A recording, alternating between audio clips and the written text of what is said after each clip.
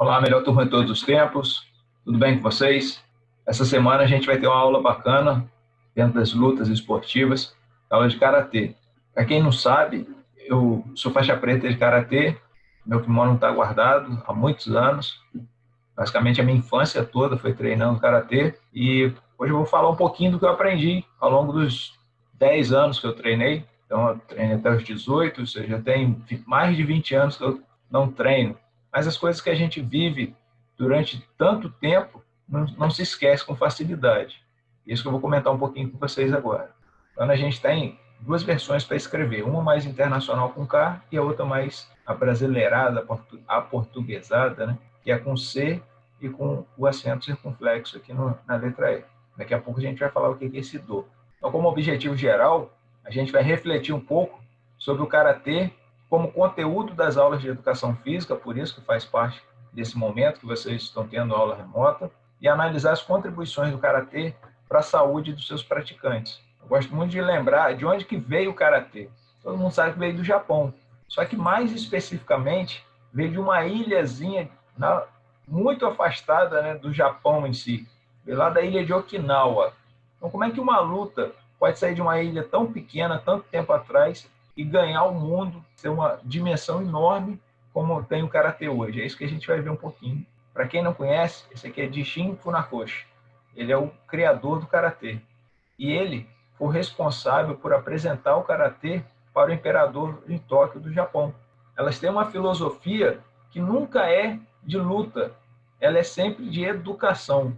Por isso que também a gente estuda dentro da escola. E por isso que o karatê ele foi implantado dentro da escola.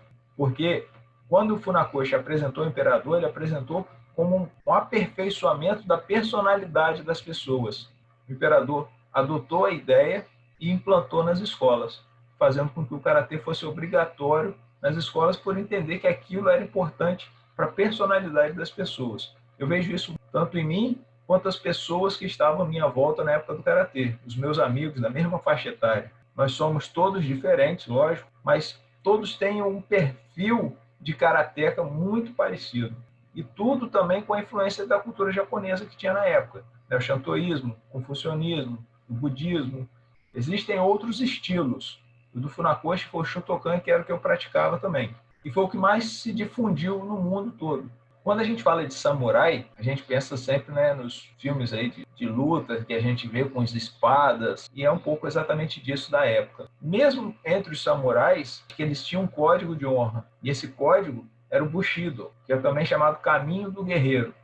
E uma dessas coisas ele já falava, que o homem violento é derrotado, tanto na batalha como na vida. Ou seja, a filosofia dentro das lutas, ela nunca é para que você ganhe, para você vença, para você lutar, para você se aperfeiçoar enquanto pessoa, contendo sempre a violência. Então, vamos lá, agora chegou a hora de a gente entender o que é o nome, né? Karate-do. Kara, em japonês, significa vazio, te é mão e do, caminho. Tudo que tem do no final em relação às lutas sempre está relacionado a caminho. Judô, caminho suave. Taekwondo. Funakoshi ele pensou em uma luta que as pessoas pudessem se desenvolver enquanto personalidade, enquanto características de ética, de sentido na vida, de valorização na vida, mas sem armas. Por isso que ele colocou o caminho das mãos vazias. E qual é a característica? Procedimentos de respeito, etiqueta, esforço, não violência, sempre expressos através de todas as aulas a gente falava, principalmente o Dojokun e o Ninjukun. Quando a gente fala em etiqueta, é você estar bem vestido, é você saber se comportar no local que você estiver, é você estar com o seu kimono limpo, com o seu kimono bem amarrado, não é chegar de qualquer jeito, como infelizmente a gente vê em alguns lugares. A etiqueta também é um respeito ao local onde você está treinando. Bem, e o Ninjukun, eles são alguns ensinamentos que o Funakoshi passou, eles são 20 ensinamentos. E o Dojokun são os preceitos filosóficos quanto espirituais. E eles devem fazer parte da vida diária do praticante de karatê, do karateka. Por isso que todas as aulas a gente recitava os lemas do karatê, porque isso muitas vezes é mais importante do que você ser um bom karateka, um bom lutador, ou melhor, você ser um bom karateka passa por você saber quais são os lemas do karatê e respeitar esses lemas. Quais são esses lemas? Primeiro, esforçar-se para a formação do caráter. Segundo, fidelidade para com o verdadeiro caminho da razão. Terceiro, criar o intuito de esforço. Quarto, respeitar acima de tudo. E o quinto, conter o espírito de agressão. Aqui você percebe como Funakoshi, desde o início, ele pensou muito mais na educação, na personalidade, do que realmente na luta. O caráter. Quando a gente observa os lemas, a gente vê que Funakoshi ele pensou na formação da pessoa em todos os momentos, através da luta. A luta era um instrumento de educação e não um fim. Não queria que fossem bons lutadores se não respeitassem os lemas que era o Dojokun. Aqui só de curiosidade para a gente entender como que é a graduação. Às vezes na Europa pode ter alguma mudança de uma cor ou outra, mas aqui no Brasil a gente adota essa, dentro do estilo Shotokan, adota essa graduação de faixas. Começa com a branca, amarela, vermelha, laranja, verde, roxa, marrom e preta. Depois da preta, você tem o primeiro grau, o primeiro dan, não tem outra cor depois da preta, a preta é a cor máxima, e você vai aumentando os seus graus. Vou falar um pouquinho agora do karatê da escola. Não é na escola, é um karatê da escola, um karatê que é educacional. Por que a gente estuda as lutas esportivas na educação física? Porque elas fazem parte dos parâmetros curriculares nacionais. Nós temos os esportes, os jogos, as lutas, a ginástica, atividades rítmicas, expressivas e de conhecimento sobre o corpo. Todos esses conteúdos são abordados nos 3 anos do IF Guarulhos, para garantir que a educação física de vocês seja completa no que fala, pelo menos, os parâmetros curriculares nacionais. Como a gente está falando de luta, no PCN, os parâmetros curriculares nacionais, eles colocam que as lutas são disputas em que o oponente deve ser subjugado, mediante técnicas e estratégias de desequilíbrio, contusões, imobilização ou exclusão de um determinado espaço na combinação de ataques e defesas. Com isso daqui, a gente pode pensar em muitas coisas além da luta física.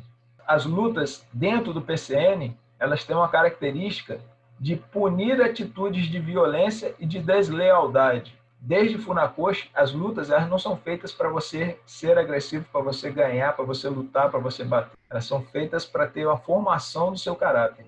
Esse é um ponto principal dentro da nossa aula de hoje e de todo esse conteúdo de lutas esportivas, né? Então, com essa finalidade, a gente pode pensar desde brincadeiras de cabo de guerra, né, braço de ferro, queda de braço, até práticas mais complexas, né, como a capoeira, o judô e o karatê. Nesse caso, essas 3 lutas e as demais lutas que a gente tenta abordar com vocês, elas vão buscar conteúdos diferenciados de suas filosofias de ensino e de seus conteúdos históricos, filosóficos, como a gente está fazendo agora. Em relação à saúde dos praticantes, quais são os principais benefícios do karatê?